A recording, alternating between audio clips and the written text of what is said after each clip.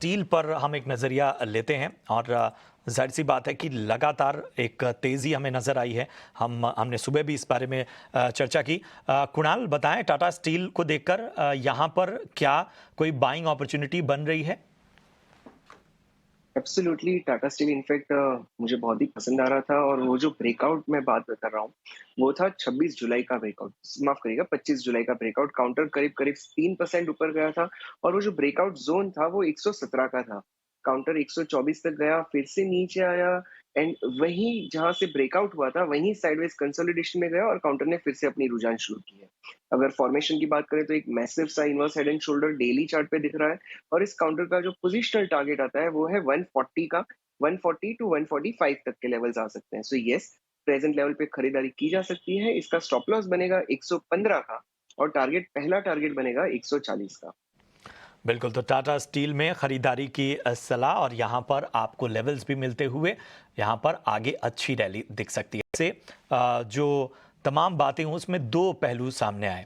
एक तो ये कि जो गैस के दाम में सब्सिडी की बात हुई, उसके बाद से जो तेल मार्केटिंग कंपनियां, ऑयल मार्केटिंग कंपनियां, उन पर एक प्रेशर नज़र आया।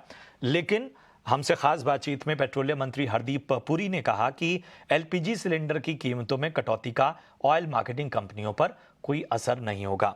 चलिए इसी पर एक राय ले लेते हैं। ऑयल मार्केटिंग कंपनियों पे हमने कल भी इसके बारे में चर्चा की थी। कुणाल, मैं आपके पास आना चाहूंगा। बताएं कि यहाँ से अब जब एक तरह का प्रेशर नजर आ रहा है इन स्टॉक्स पे, तो क्या एंट्री की गुंजाइश बन रही है और आगे का नजरिया क्या बनने वाला है?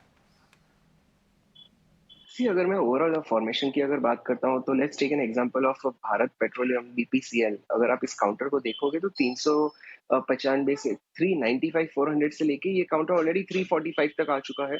और अब देखिए, अगर इसकी रुझान की बात करते हैं तो अक्टूबर 2022 के बॉटम से लेके अब तक ये पॉजिटिव टेरिटरी में ही चल रहा है। सो मुझे इस लेवल पे इनफैक्ट इस सब काउंटर्स में बहुत ही अच्छा रिस्क रिवॉर्ड रेशियो लग रहा है। यस, थोड़ा सा कंसोलिडेशन हो सकता है बट आई थिंक अक्यूमुलेशन का जोन तो आ चुका है। सो बीपीसीएल में मुझे ऑयल मार्केटिंग कंपनीज में से बीपीसीएल तो बहुत ही पसंद आता है। अगर आप स्टॉप लॉस की बात करें तो 345 टू 344 के स्टॉप लॉस से इसमें बाइंग की जा सकती है। बाय ऑन डिप की रणनीति अडॉप्ट कीजिए और अगर ये काउंटर अगले 3 से 4 दिनों में 359 360 के लेवल्स क्रॉस करता है तो आई थिंक 375 तक के लेवल्स भी हमें दिखा सकता है। सो यस, बीपीसीएल में बाइंग की सलाह बनेगी। ठीक है, तो इन स्तरों पर बीपीसीएल में खरीदारी करने की सलाह।